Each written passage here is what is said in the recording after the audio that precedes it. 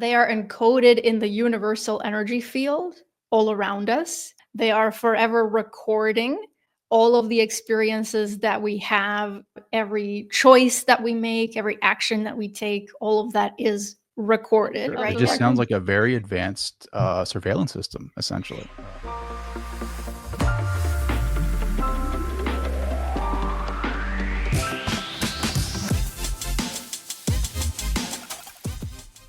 Josephine, thank you so much for taking the time. I wanted to kick this episode off with a Shakespeare quote just for you in Nice. honor of you coming on the show. Lord, what fools these mortals be. I think that's Shakespeare, right? Yes, Oh, it okay, is cool. Shakespeare. I was worried there for a Yeah, minute. you're right on target. Yep. The reason why I say that is because you worked in academia.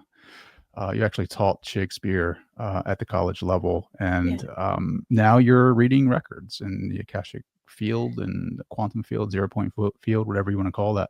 So that's a huge transition. Way to go.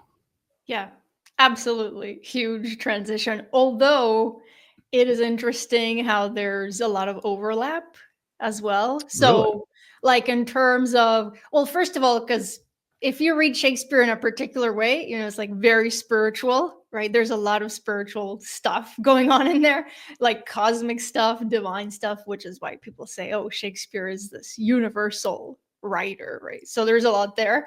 But also just in terms of being someone who can read and interpret, metaphors, similes, imagery, symbolism. All of that is so interconnected as well to how the records work and how we can effectively interpret the information that we receive, because the records speak to us in a language of metaphor and imagery and symbolism and archetypes. So there's a lot of surprising overlap that maybe I wasn't totally expecting. That's wild. Is Shakespeare really who we think he is, or is he somebody else? Like, that's a calling great himself Shakespeare. question. Yeah.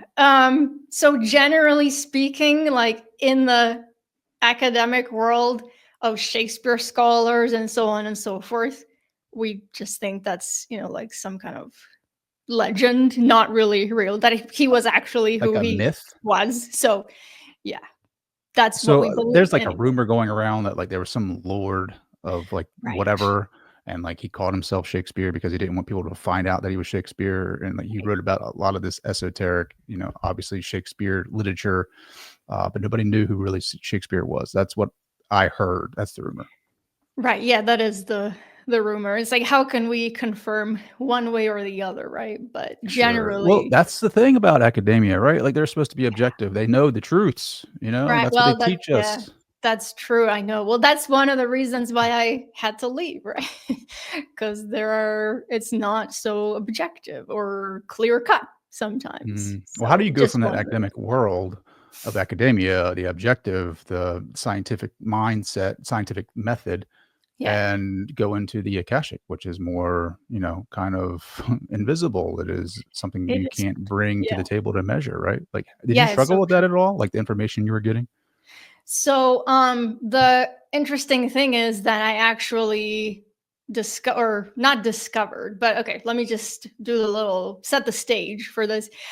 So I grew up in a home that was very spiritual. Both of my parents, lifelong meditators, yogis. My mom is a psychotherapist and a healer herself, so I'm a second generation healer.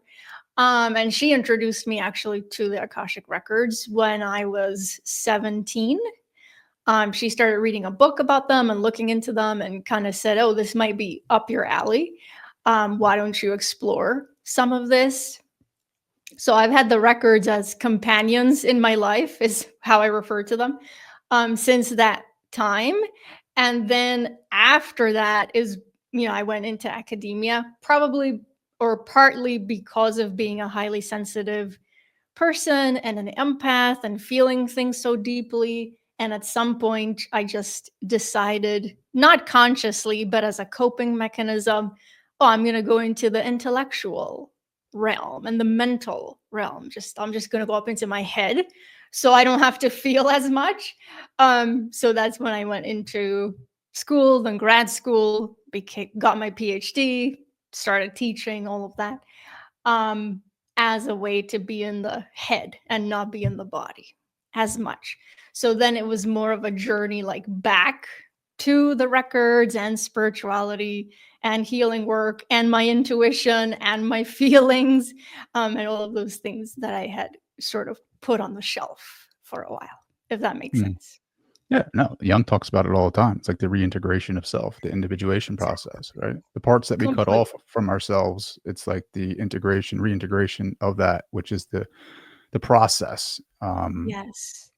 But that's I mean, talk about were you ostracized from your university when you started doing this work? Like your friends, the circles that you ran in, like what did that look like? I know your parents introduce you to these modalities, but like what did that transition look like?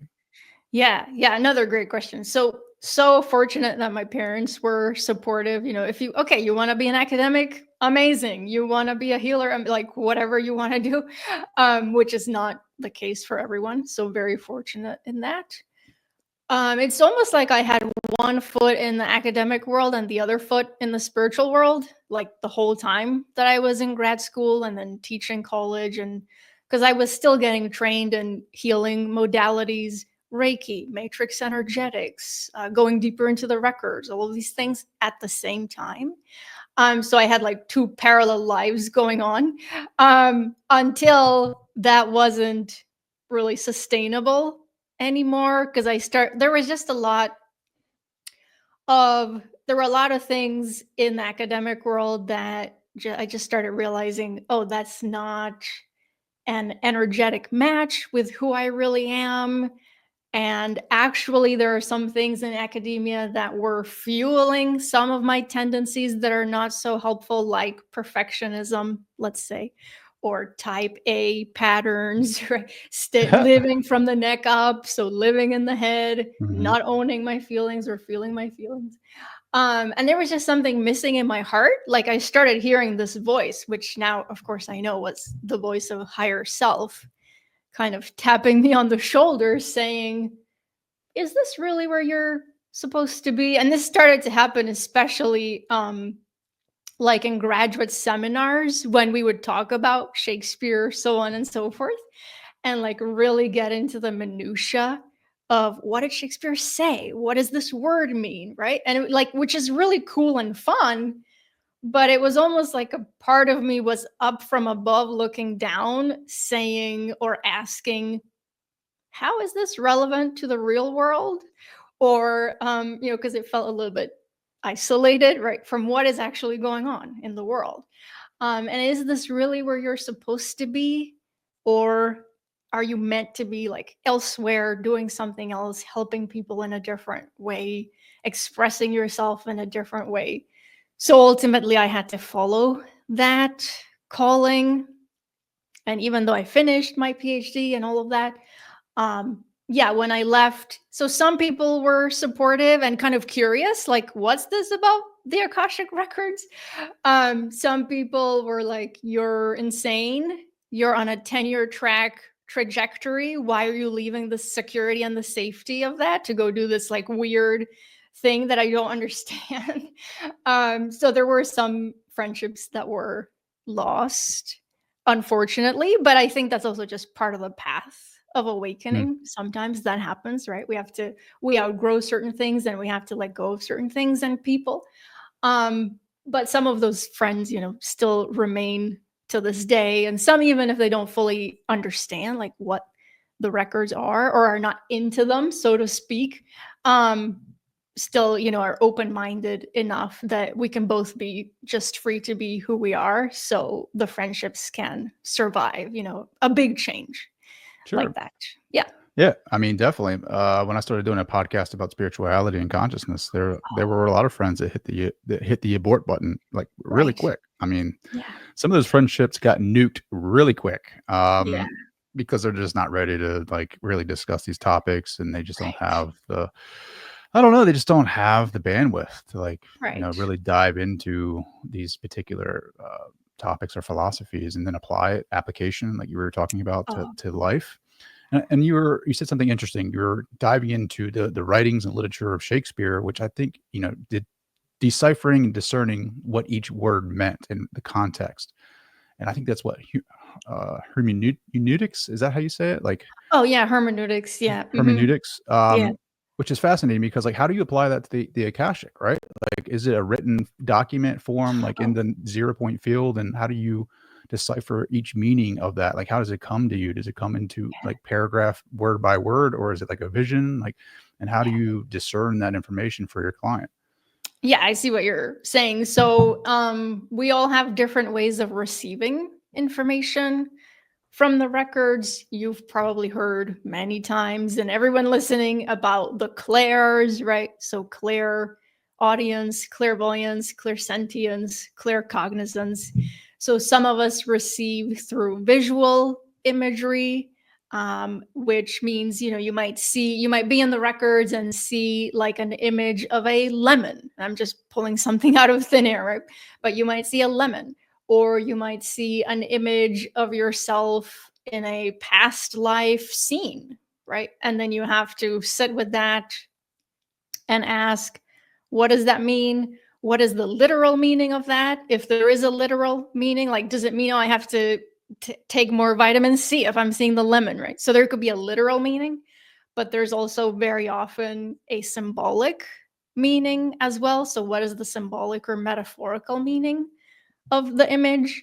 But then many of my students receive through clairsentience. So that's more about feeling an emotion while we're in the records, which is part of the information as well, or even through physical sensations. So, Mm, oh, I'm having this physical sensation where I'm a little bit short of breath, let's say. So it could be a message about, oh, there's a potential past life where you drowned or you were suffocated in some way. And that physical sensation is coming back to the surface, like to be processed and resolved, right, in some way, or released. Other people hear messages, so they might, and it can feel like you're hearing it from outside of yourself, or it can feel like, oh, it's just my own inner knowing that's coming online, and so you're hearing it from within. Um, and then we also can get from the records what I call, well, it's called direct thought transfer, which is more clear cognizance. And it's just that inner knowing, like, oh, this is the truth for me. And you just get like a chunk of text, if you will, mm. or just a block of text and information. And so then you can sit and also decipher, that, and kind of unravel what you are receiving. It does take time, practice, patience, persistence to learn how to effectively tap into the records, to figure out, okay, how do you receive information? So, what's your way of receiving? How are the record keepers? So the record keepers are the benevolent guides and beings of light who work with us in the records. So how are the record keepers communicating with you specifically? And then what are some ways of deciphering what you are receiving as well that really resonate with you, and where you can start to unpack some of the guidance that's coming through? So the beings, are they protecting like the information that's coming out of that database? Yes. So the record keepers, generally we think of them as divided into four categories. So we have the lords, the masters, the teachers, and the loved ones, all of them working in tandem in the records with us. So the lords, that first category, they're responsible for safeguarding the records and ensuring that we're not accessing them unethically.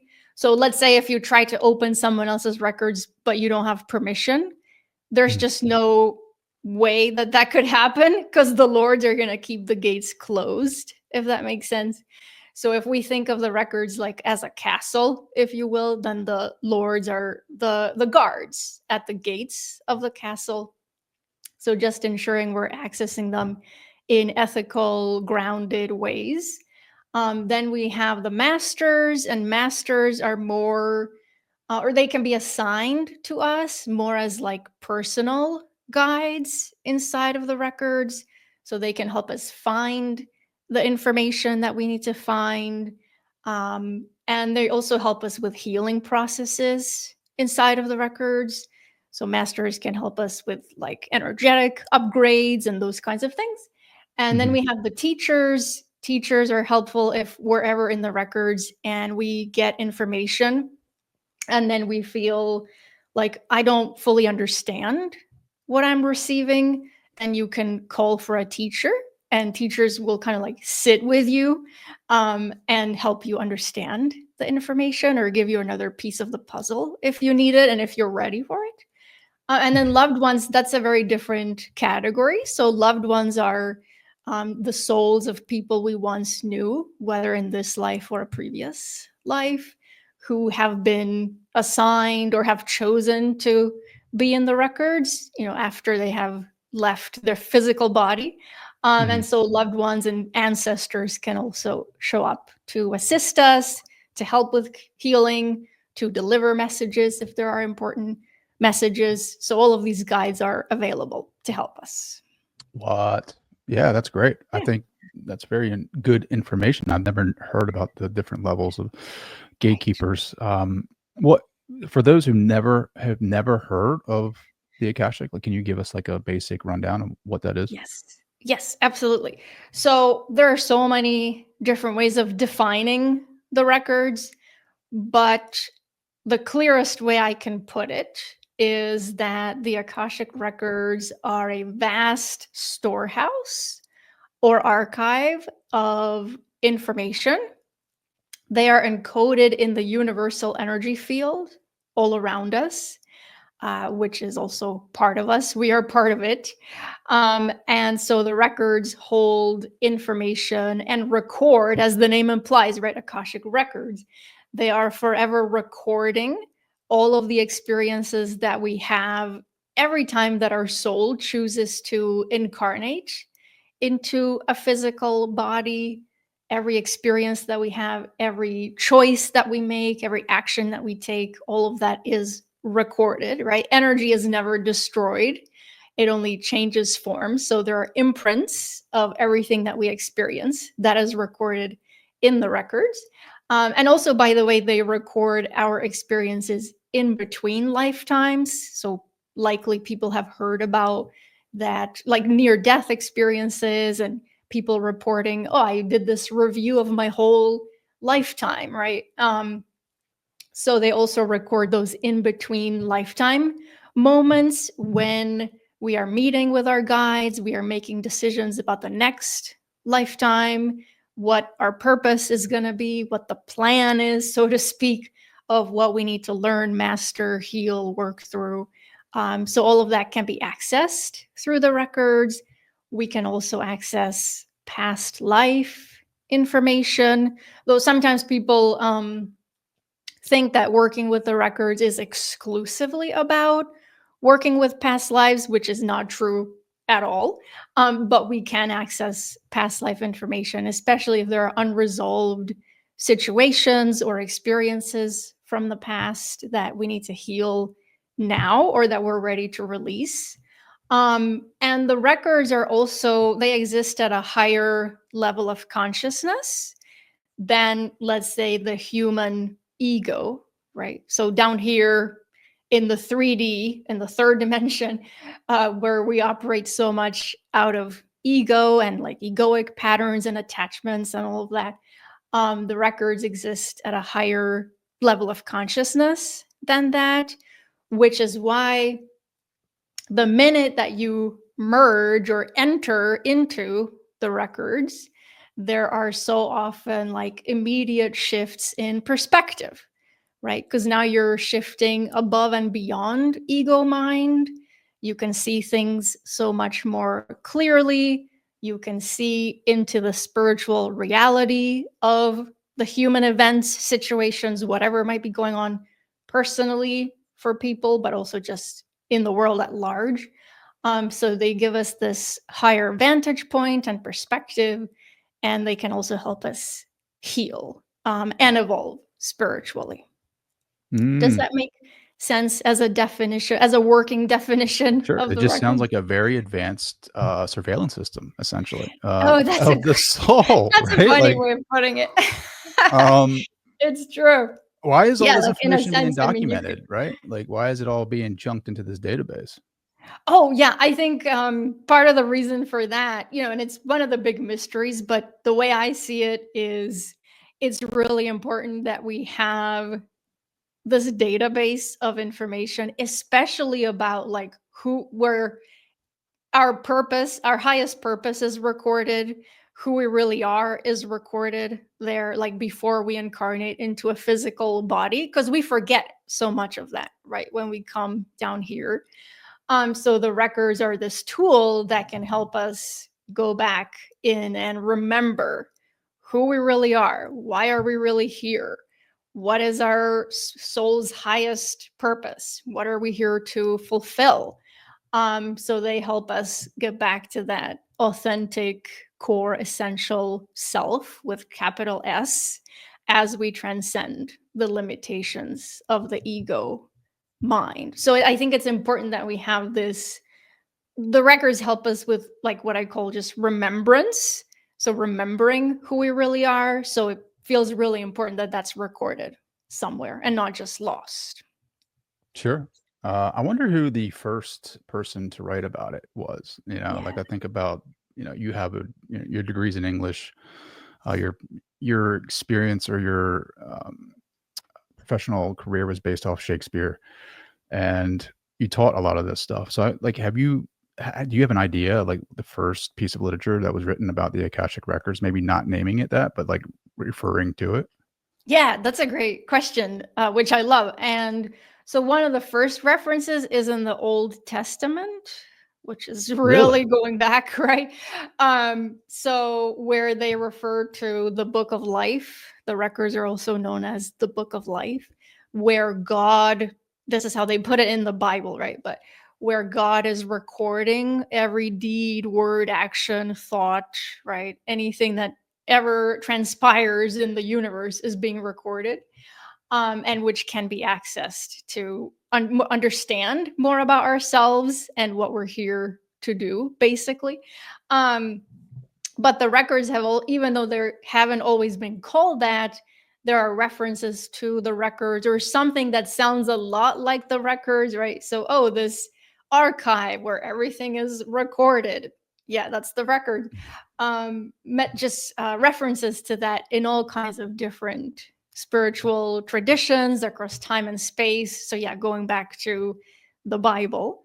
And then in the 20th century, have you ever heard of Edgar Casey? I'm sure you have. Edgar Casey. Yes, I Okay. love Edgar Casey. I love that Yeah. book. Yeah. So probably the most well-known reader of the records in the 20th century. And so he would go into a hypnotic, like meditative state with eyes closed and would receive information, particularly health related information for people and just help them heal in these incredible ways.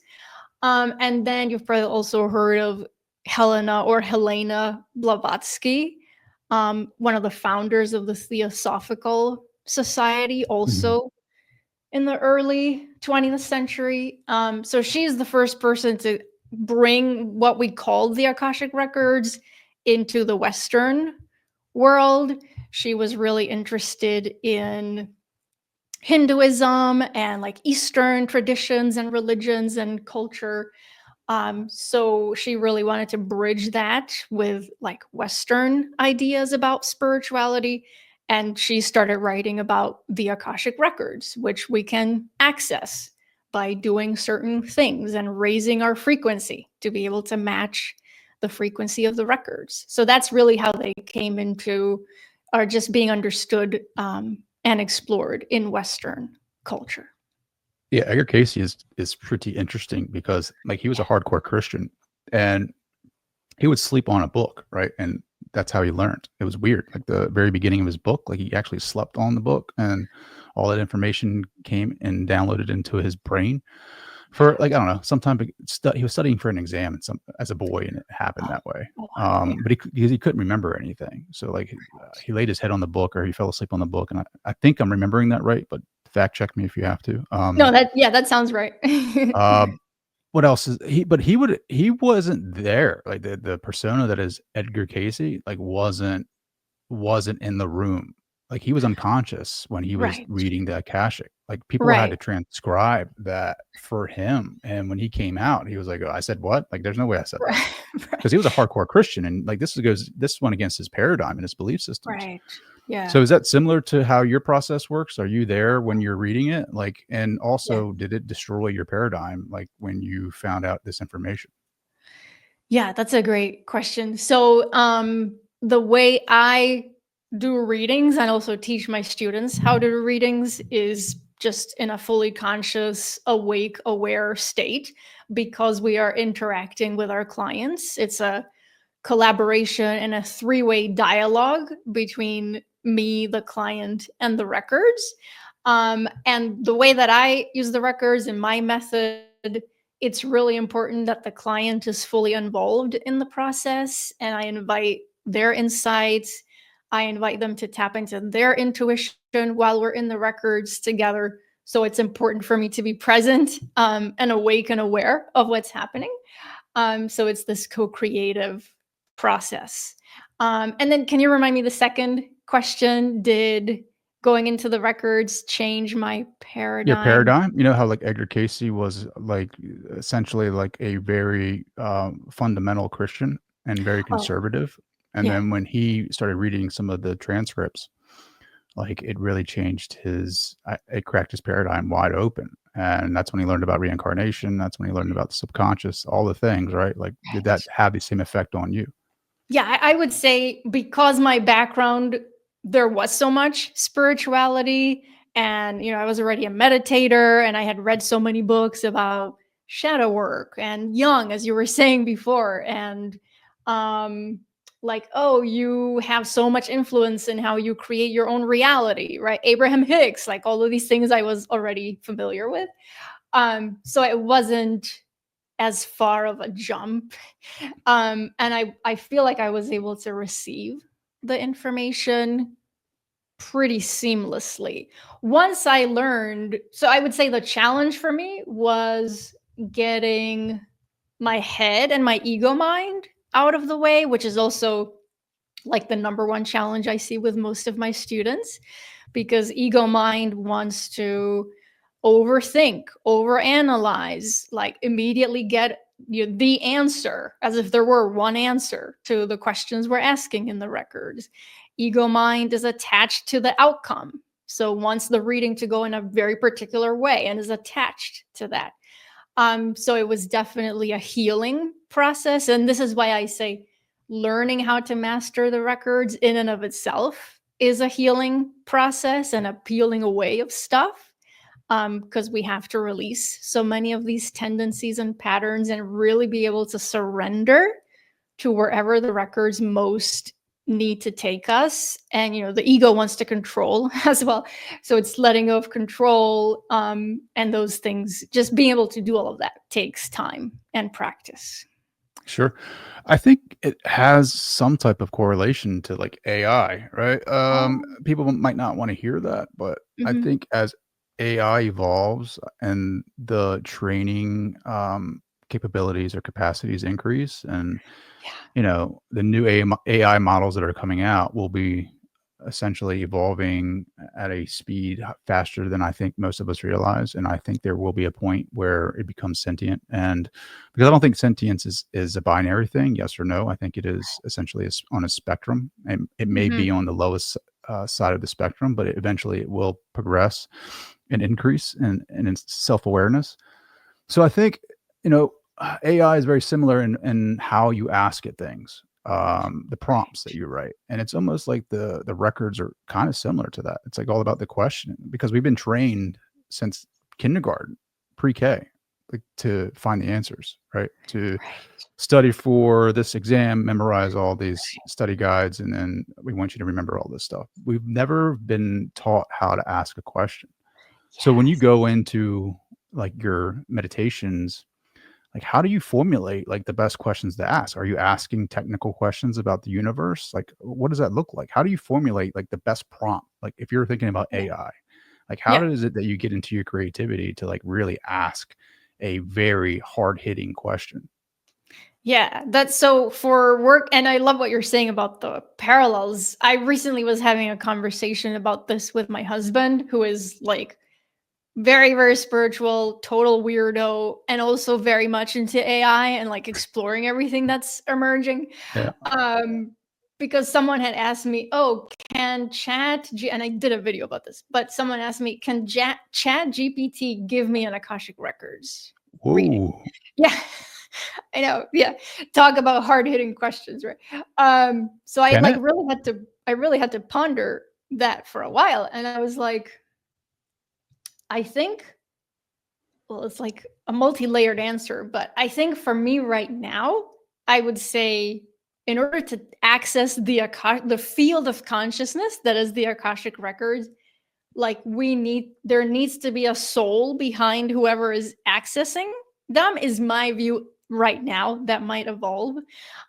So then I was saying that to my husband, or so Chat GPT, I think could do a really good imitation of a reading, right? Or what a reading might sound like at the Mhm. moment. It might evolve beyond that.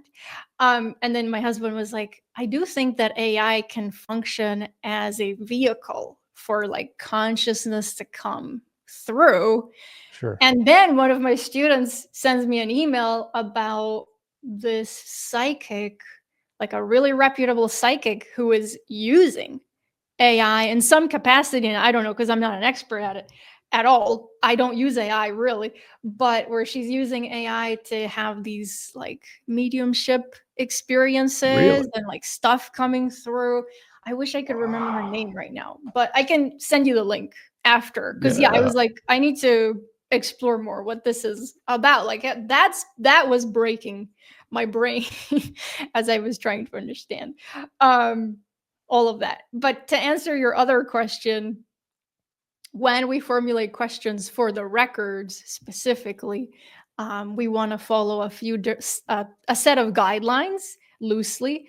So, for example, yes or no questions are not good, generally speaking, for the records because the records want to give us nuanced answers and information, and then we can make our own informed decisions, right? So the records will never make a choice for us or tell us you should do this or you should do that. So should and shouldn't questions are not really effective either. Like, should I move or should I take this job? Like, that not good to ask it in that way because we're giving our power away to the records, and that's just not how they operate. We also generally want to keep the questions self focused. So, meaning we're asking about ourselves or our experience of the world, and never asking about anyone else because we don't have permission to open their records anyway, unless they've given consent.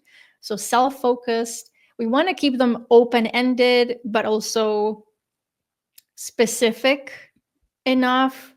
And we also want to make sure there is no, and this is probably the most important point, that there's no like emotional urgency behind the question. Because if we're really attached to getting a specific answer or to hearing something specific, or if there is like desperation or victimhood or some other kind of energy where there's friction or just something that's off behind the question, typically we're not going to get very clear information. It's probably going to lead to more frustration. So it's always good to check, okay, as I go into the records, as I formulate this question, from what place in myself am I doing so? Like, am I doing this because I feel I need to fix myself in some way, right? And I'm trying to find some quick fix or like magic pill that's going to make everything better, or that the records are going to fix me, which is not, that's not how they operate either, right? um So we want to make sure we have this clarity of intention for why we're asking something. What are we seeking to heal or explore? How is that going to benefit us and also just, benefit the greater good, if you will? We want to consider that too. So just asking the questions from as evolved a place in ourselves as we can. Mhm. So important. Sure. It sounds like it. Yeah. Yeah. Have you ever asked like hard questions as far as like the mechanics of the universe, like how we were created, things like that? Yeah, so generally, I would say sometimes I get information about that or like glimpses, of potential answers to some of those things just organically when I'm in there. Hmm. Because again, as I said before, the records exist at a higher level of consciousness. So when you're there, you have this higher perspective of like pretty much how everything operates, which helps us detach a lot from just the mundane, like day to day details, getting caught up in my ego, this other person's ego, whatever. Um, but generally, I use them more for psychospiritual development and healing. So, with clients and students, so exploring really specific things like, oh, where did this client's pattern of people pleasing originate? Is that a past life thing or is it a current life thing? If it's a past life thing, what situation happened there that triggered this pattern? So we can get to the root cause or the root moment when this originated and clear it at that level. So more asking those types of questions for healing, growth, Hmm. evolution, all of that. Just personally, yeah. Wow. So the first thing I would ask is like, how was this universe created? I would ask Wow. like, who created us? Like, because Yeah. obviously we're all very different races and species of humanoid vessels. Yeah. Like, like the intergalactic, federations that you hear about, like all the Right. hierarchy of angels, in Yes. this field, we have some pretty wild conversations, which I love because it's like something that I was never brought up listening to or being privy to because of social programming and Of course. Right. conditioning, and then the laws and rules of religion and what you can and can't do. Oh. Oh So boy. Yeah. when that was stripped, it was like, all right, a free for all, and I found myself like basically diving into every esoteric book that I could, especially Yes. like Gnosticism, Hermeticism, and all the things. And like all the information you pull back from that, it's like they're pointing towards something. Like is there a there? Like there's something there. I can't put my finger on it, but there's something there, and nobody seems to be able to really talk about it. They all have metaphor for it, and where we live today is so technical. Like you can't really speak in metaphor today because everybody wants to know how. Like don't tell me, don't give me a poem about the universe. Like I want to know Right. exactly how this thing works, like the Yeah. steps. You know what I mean? Give me a Right. freaking instruction manual about how Right. this works. Um, so those questions really like fuel the fire for me because it's like you wake up every day and it seems there's a lot of suffering in the world. There seems to be people that are, a lot of conspiracy theories. So there's a lot of Hmm. manipulation and course. People are being coerced into behaving in certain ways and models to get things because of that. What you spoke about earlier about the need to satisfy, the need to, of self worthiness and, not be ostracized from society. That's how, we Oh yeah. basically evolved like that because that's how we survived. It was in Yes. groups. And sometimes when the group didn't like you, they kicked you out. And I think a Oh lot of yeah. trauma, we have a lot of past life trauma associated with that.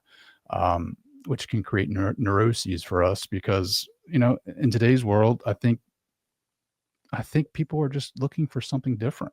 They're looking for answers Yeah. internally, and there's no manual for that. Like you Right. hear people say all of the time, the answers are within you. And it's like, well, okay, how do I get in there, buddy? Like meditation? I go into meditation, I can't clear my mind.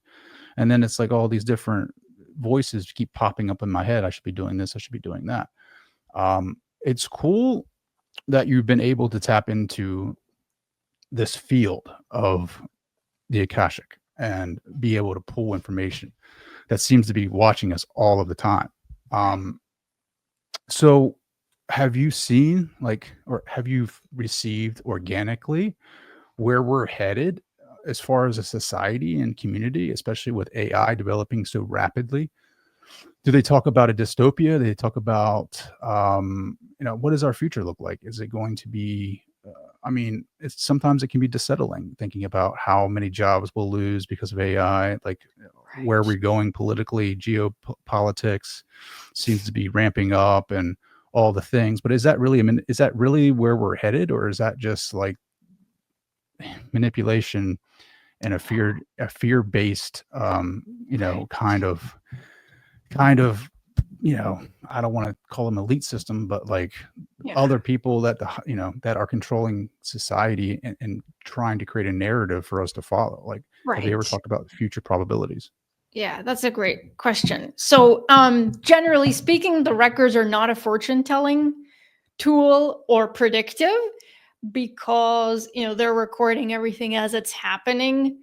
And also, whenever we make different choices, like even minute by minute, the records are updating based on that and also evolving along with us.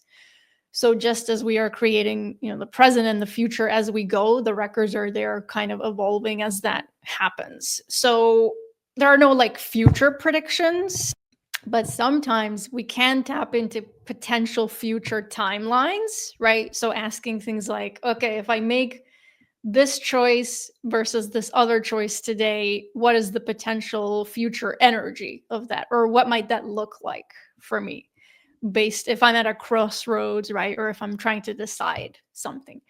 I do agree with you, and I feel personally that there are some, let's just say in general terms, like forces that are working, so to speak. I'm not even sure that it's like conscious, but forces, working for the darkness, if we can put it that way, Hmm. that want us to be distracted, that want us to abandon our true purpose, our authenticity, our power, especially, so that the light just is like hidden, dimmed away, right? And they can run around doing whatever it is they want to do, I feel like they're manipulating, doing right? that now. They're running around doing Yeah. whatever they want.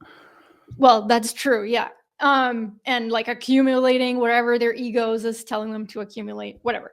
Um, but I think that's why it's so important for each of us to make like every single day a recommitment to our highest purpose, which is unique and individual to each of us. And sometimes, with everything you're sharing and describing, and when I look out into the world, it is overwhelming, and it's like, I'm just one tiny little person. Can I make any kind of difference? Which I hear from people all the time as well.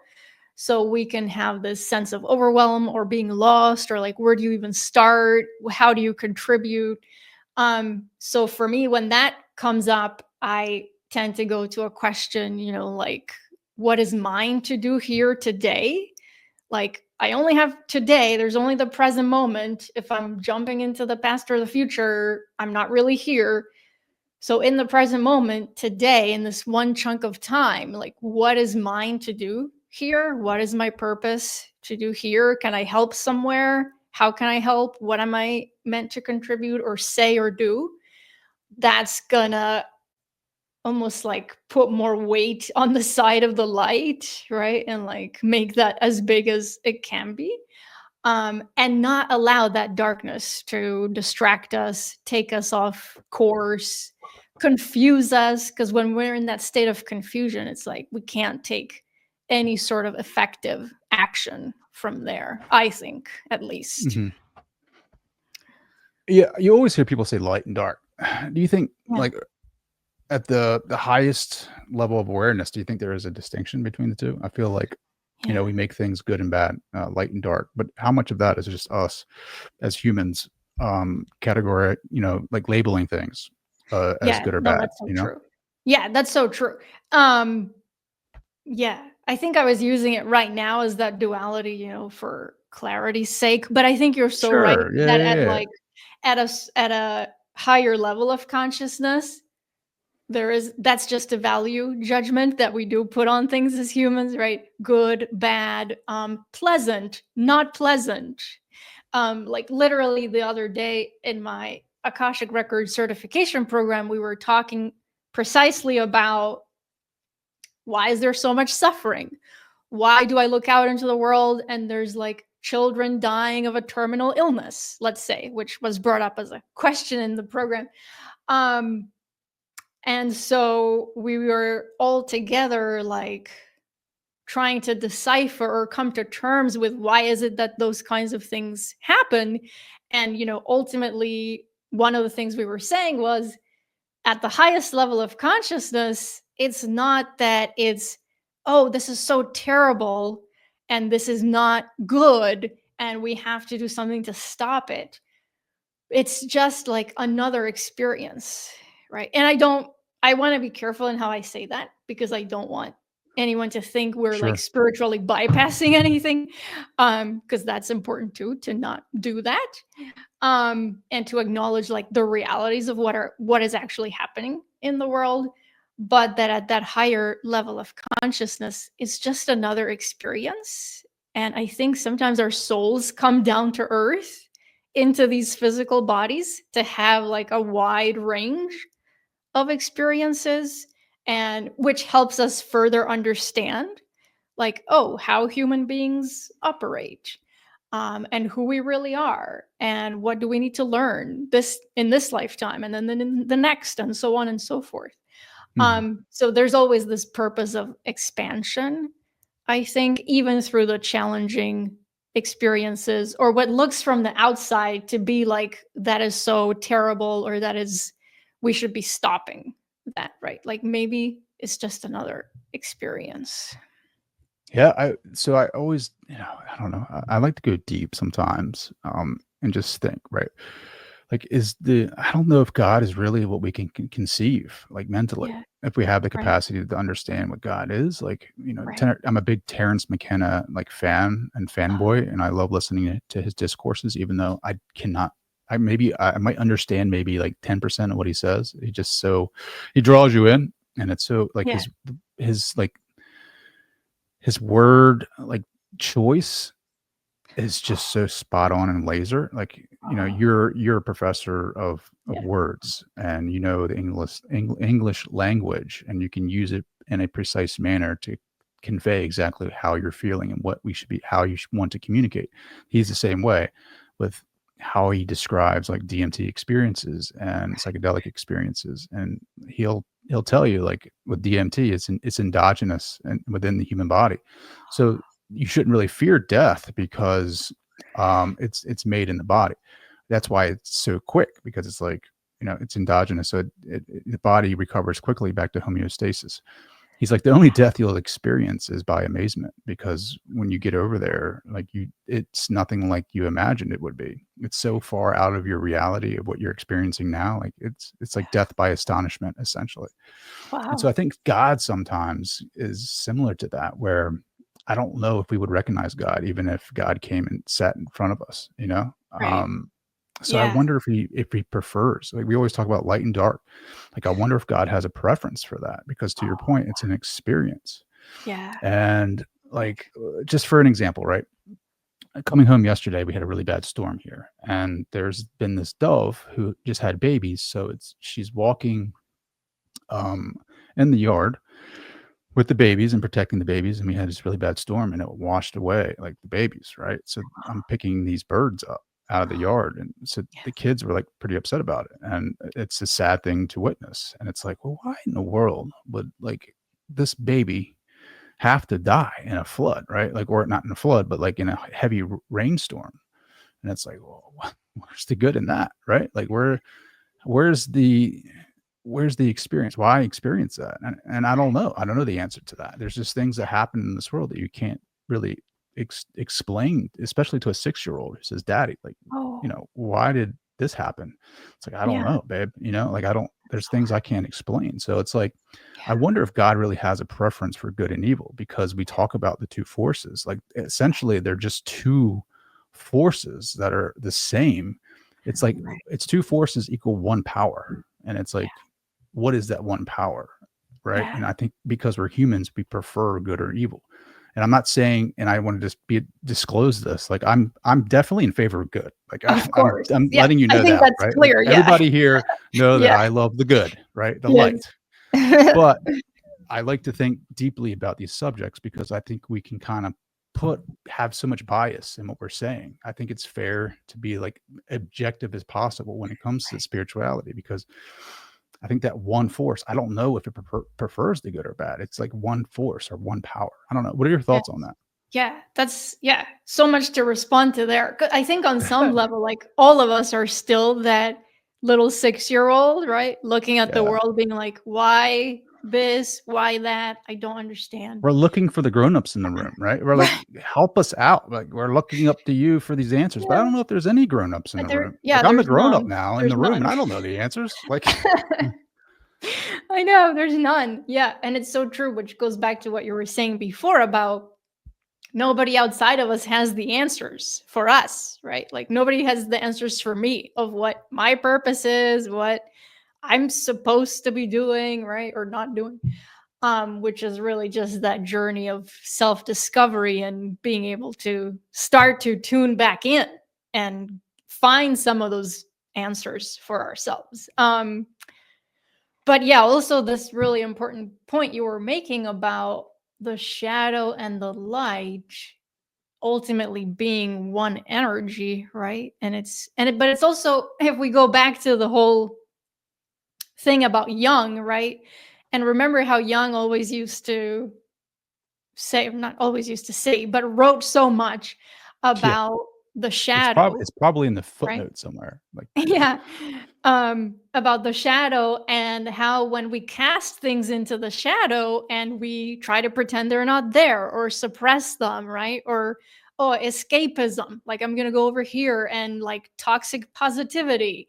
Um, all of that stuff that's in the shadow tends to come back, gets even stronger, right? Is gonna resurface at some point. So I think it's so important.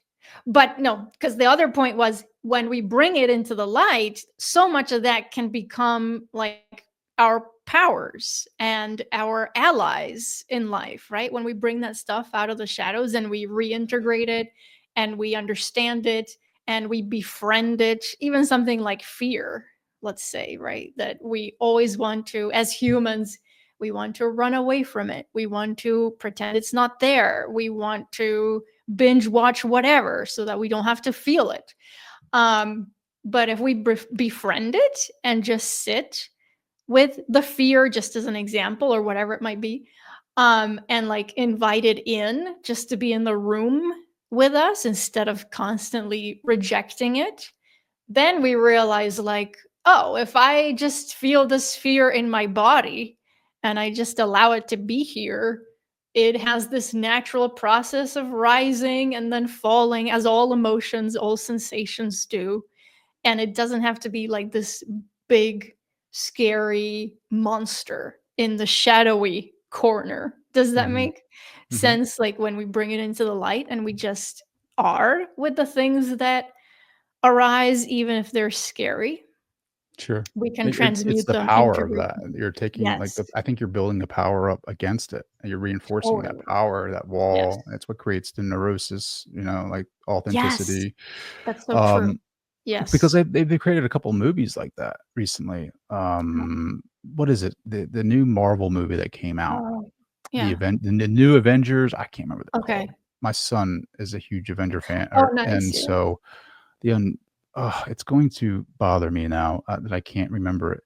Um, but at the very end of it, literally, there's a shadow. There's the hero that struggles with his shadow, Yeah. and there's I don't want to spoil it, but instead of at the very end, there's the crescendo of the movie where the good guy is battling the bad guy, and the more that the good guy battles the bad guy, the more it gives the bad guy power, right? So you're giving that power by fighting it. You're giving it more energy and the ability to take over you.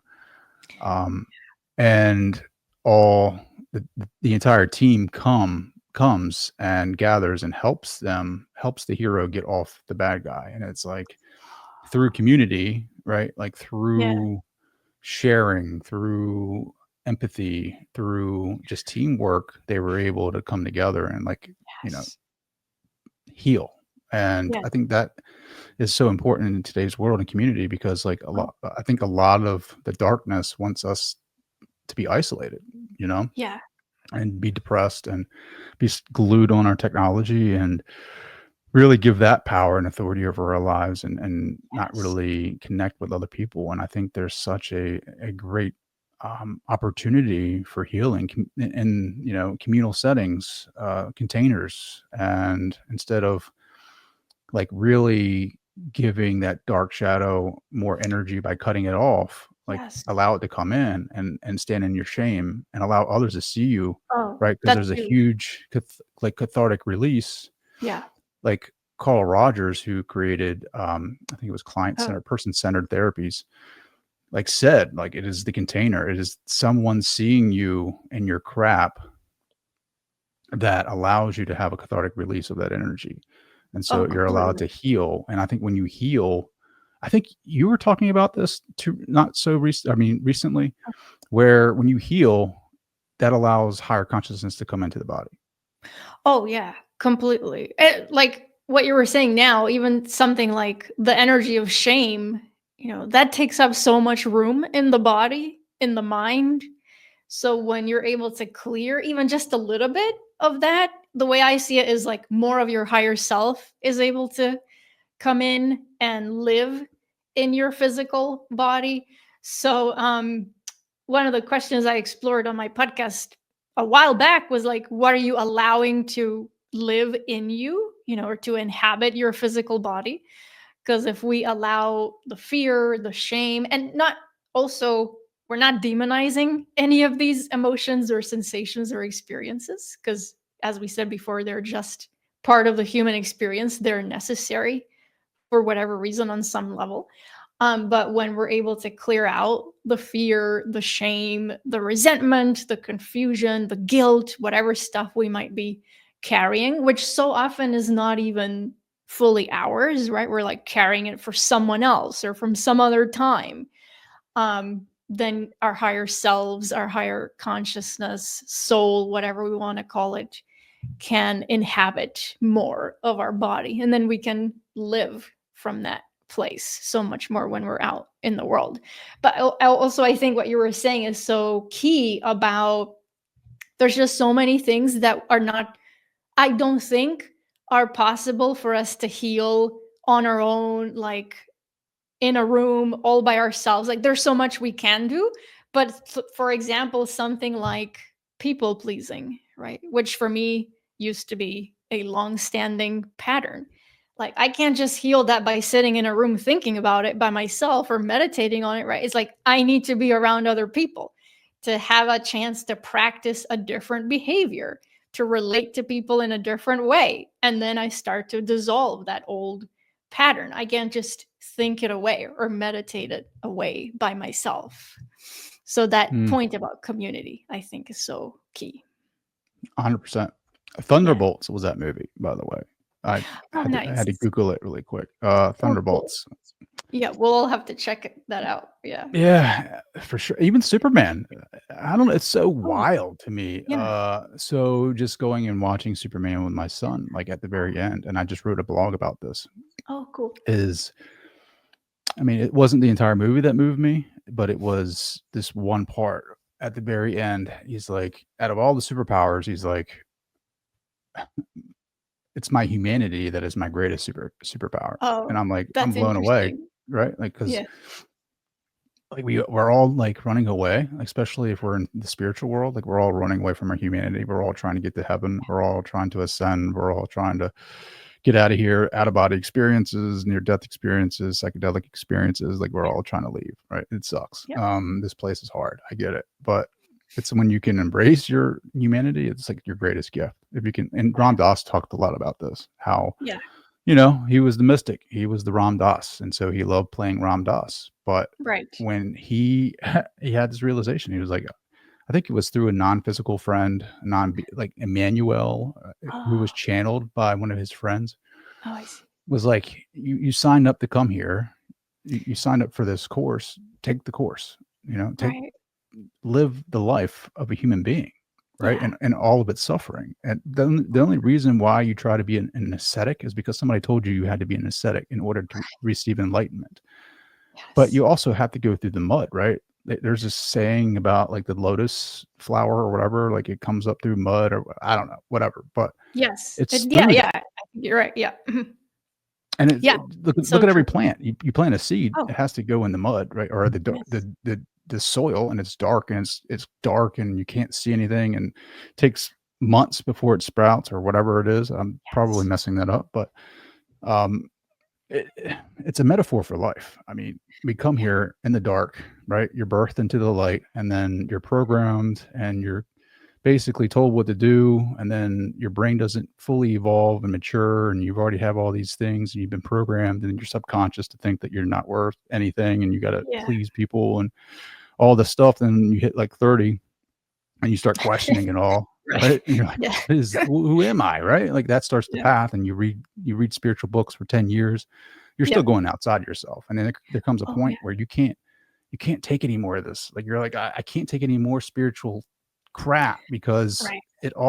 nobody really knows what they're talking about. Like they're all talking about the same thing, but it's all in different flavors and different texts and contexts. And it's like they all claim to be the right one. And it's like you haven't had, unless you've had like a mystical experience or a peak experience, like you can't say you know anything. Right. Even people that have had near death experiences, in my opinion, are experiencing things because of their beliefs. Because whether you're a Buddhist monk or a Christian fundamentalist Christian, like they're going to experience Jesus and they're going to experience Buddha, and it's Right. because of That's their true. beliefs. Yeah. So, like, what is the truth? We don't Yeah. know. Right. The one thing that is true is that you're here now with me having this conversation, and we're both human beings. So let's be Right. in that moment, be Yeah. imperfect as hell, because it's through our imperfection that we can reach for perfection, but learn something in that process, And Yes. you finally learn that being perfect isn't always like the Oh, fun thing to do. Like no. you think about AI and what the most valuable asset human beings will have when AI is super conscious or super intelligent is our humanity, because it won't ever be able to touch that. It might be the That's so smartest good. thing in the room, but Yeah. at the end of the day, it's not going to have our experience, if that makes Yeah. sense. Oh, it makes a lot of sense. That's such a great point. And I think you described in there sort of what happens, to some people like in the beginning of the spiritual awakening journey, which is like, "Oh, great. I don't have to be in a body. Like, oh, I can just be in these higher dimensions and just exploring these spiritual concepts and it feels so floaty, right? And it's like great. But then there's always and I would call that more like the initial stage of spiritual awakening. And then there's like, oh, you flew too close to the sun. Now you're going to crash back down, right? Yep. Into like, oh, there's still reality. There's still bills. You have to interact with your family. You can't actually leave your body unless you're dead, right? So you have to find a way to integrate the two and be a divine being in a physical body, which I Mhm. think is the next stage, like the more mature stage, if you will, of spiritual awakening, where we realize, oh, actually, in order to be like my most authentic spiritual self, I need to be fully embodied. I need to feel all of my feelings. I need to stay in my body. I need to be super grounded, not spiritually bypass anything, which requires a lot of commitment, right? It's like harder work, I think, to do that part, which is why sometimes we just want to stay in the floaty stage. But it's so rewarding, like the benefits and the rewards and the freedom that come and like the really knowing yourself and the feeling solid in who you are, not having to please anyone else, not having to live according to social rules or demands. Like that's everything, right? So all of that work is worth it to like be fully embodied and to apply our spiritual insights and ideas and not just like think about them, talk about them, or, just for fun. Mhm. Yeah, I think like I don't know. It's a maturation process. It's not necessarily like Right. conceptual. Like you can read all the books and not be enlightened whatsoever. I Oh, think it's just, 100%. you know, Yeah, you could be doing it all from ego, right? Like they talk about the spiritualized ego, which is, oh, I'm awake. I know everything. I'm going to tell everyone else how things actually are. I do have all the answers now. But after that, again, we crash because that's not like a genuine spiritual expansion, right? It's just the ego like hijacking the sure. spiritual Have you process. had an awakening process? So I would say yes, but it was very gradual for me, just over many years, and I know some people have, like, a sudden experience or something that happens in their lives, like a sudden loss or divorce or this happens and that happens, and that, like, catalyzes them to awaken. For me, I think it was much more gradual, like, understanding of, oh, this desk that is in front of me is not actually solid. Like the things that culture, society, whatever has told me are true are not really that true or real or accurate. So just more of like an unpeeling of that stuff and getting to a place where I think in a totally humble way, and I'm always still learning because I'm an eternal student, but I think I have a slight grasp on how the universe actually operates, and that not everything what we see is not solid, like in terms of just understanding that spiritual reality Well, give me your behind what we see. hypothesis, right? Like, who's behind the mask? Who's behind the curtain? Is it Oz? Like, tell me more Oh, about is it? Yeah. your thoughts on how this place works. So, yeah, I mean, in the sense of, well, I do believe in God, not like as the one like male figure or female figure for that matter. So like not as a gendered being or having any kind of physical form, but just as an energy. So a higher consciousness, which I do think is orchestrating things behind the Mhm. scenes. So I do believe in like a higher order intelligence, which we can see in nature, for example, right? Like you were saying before, right? You plant a seed and it's a totally mysterious process, Mhm. but somehow it's been organized on some higher level to unfold in a particular way. And then we have a plant and then maybe we have food from it. Like it's life Yeah. sustaining. So to me all of that feels like, oh, there's this higher intelligence here. And also just the fact that nothing that we see is actually solid, that we in this third dimension have bought into the illusion of separation, illusion of scarcity, illusion of I am me, Josephine, in this physical body, and everything else is separate from me, which is not really true. At a molecular level, atomic level, we are all interconnected. So anything I do has an effect on everything and everyone else, which is why it's so important. I feel that we try to act from a conscious place as possible and taking that into account that there are so many ripple effects. So yeah, we're all interconnected and everything is energy. So it's floating, even though it seems like it's Hmm. solid. Yeah. That's how I move through the day anyway, That's how I believing that. move through the illusion. I love that. Yeah. Yeah, I mean, local realism is false. I think we just forget about that a lot, Yeah. and we I buy know. Well, into I the think, yeah, drama. like you said, we are programmed to forget it. Like school doesn't teach us Mhm. any of these Well, school things. taught us, like, that this is real. This is hard. This is a Right. hardcore reality, and Yeah. it's separate from everything. You know what I mean? Like, it's Right. Newtonian physics, and Right. Totally. what this is true, right? Yes. And it's not. So, I mean, and here we are, right? Like, quantum physics is essentially proving that Yeah. reality is an illusion. It's just energy in motion, and our sciences are still the same. Like our psychology is still the same. Like, Uh, so we basically have changed the paradigm, and nothing has changed with it. And I think that has to do a lot with manipulation and narrative control. because they don't want us to essentially find out who we are and to keep us into play and keep us Yeah. in.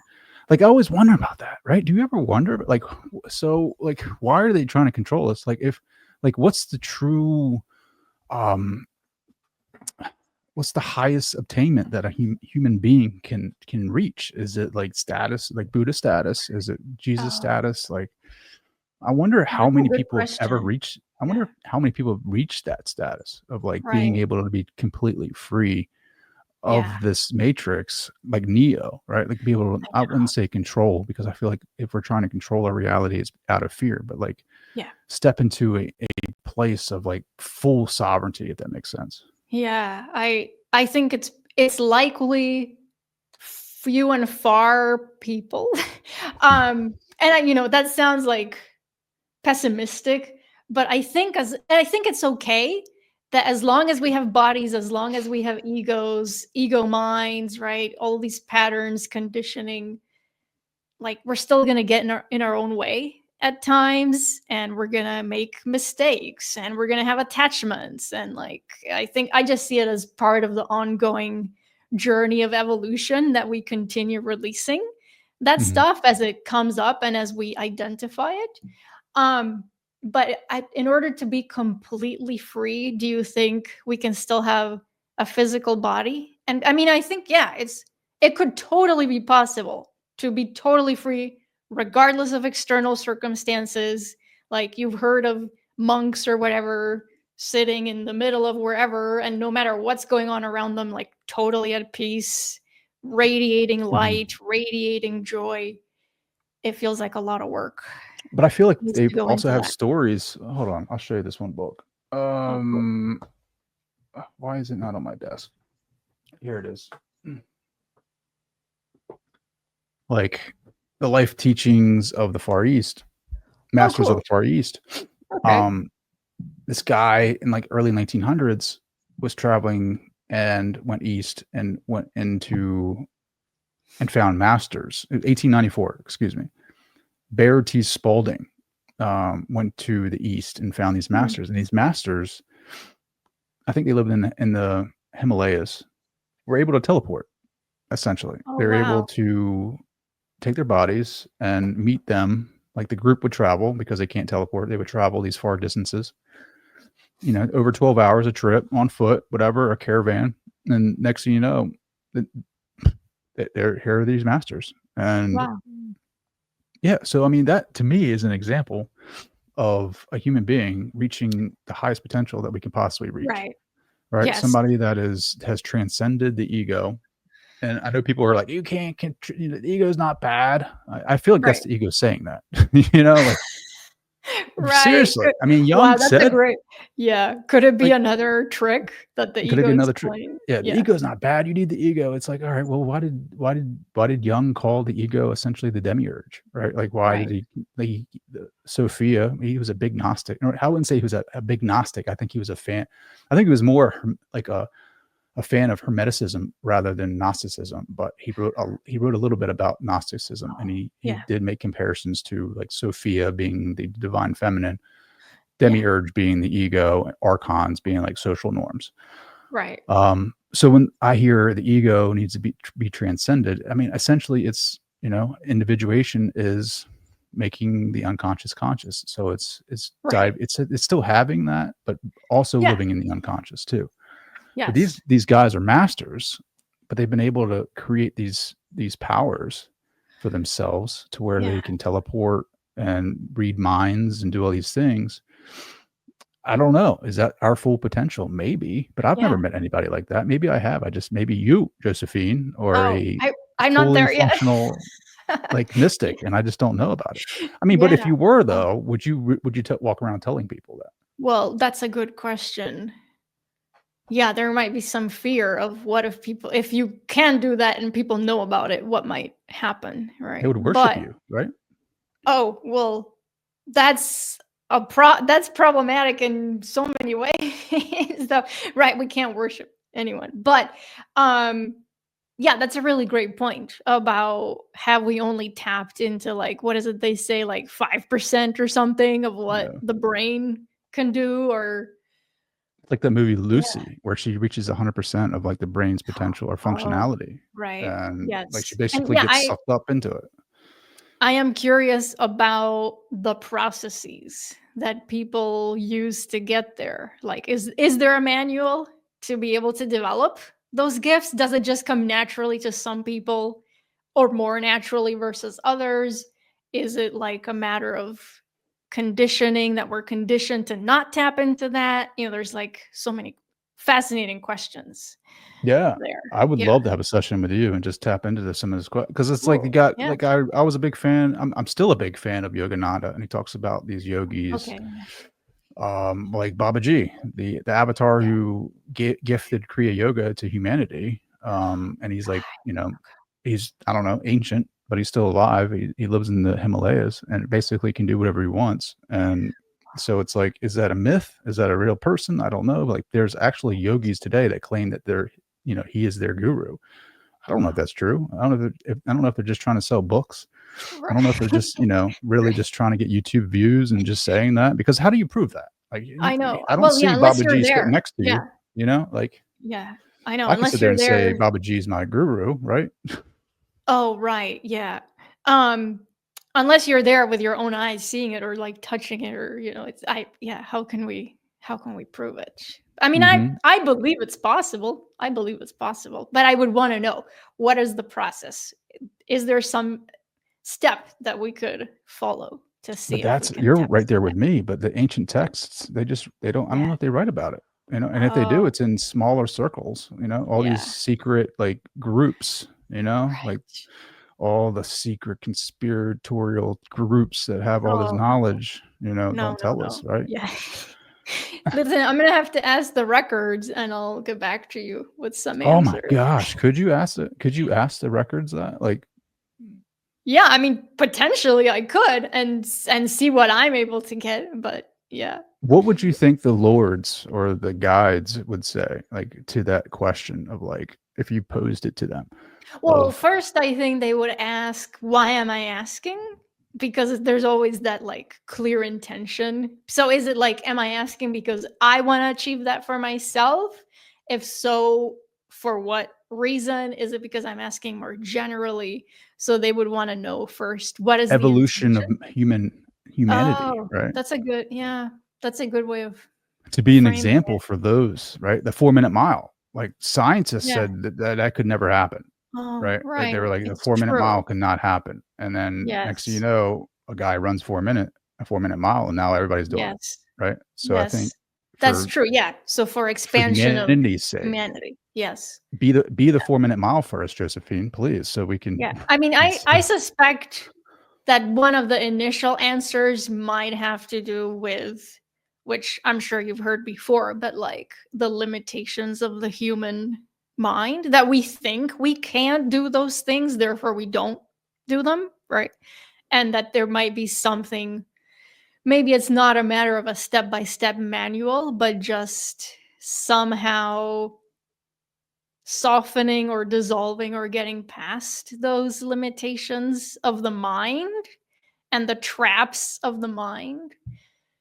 Because maybe if we can do that, then just the body like knows how to tap into that potential, Mm, right? Or through the heart, like we know that potential is already there. It could just be unlocked. So maybe it's more a matter of like taking things away rather than having to follow some manual. I love it. Yeah, that's Josephine, what I imagine might be one of the initial answers. There might be more, but you better let me know. That's all I yeah, gotta say. I will. You get that process. I'll keep it secret. I won't tell anybody, Okay. but I won't tell No, then anyone. we're doing the same thing. We have to share it. Yeah. I'll just let my subscribers know. That's it. Okay. That's all. Right. Perfect. Perfect. But Josephine, this has been awesome.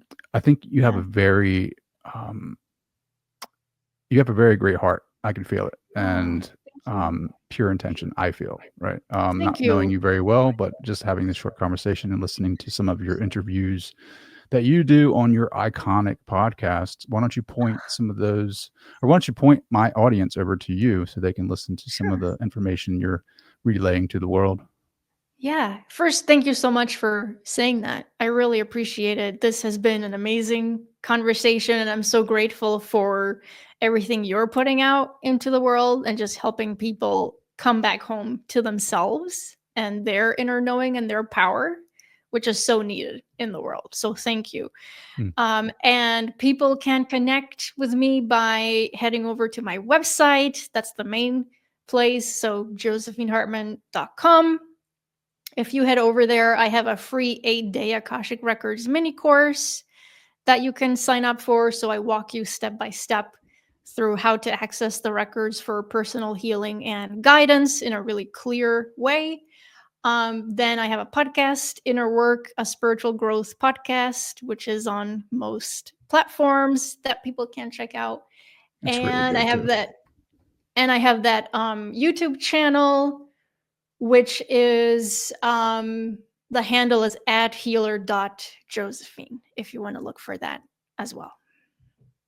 Awesome. Josephine, thank you. Thank you so much, Trey. It's been a pleasure.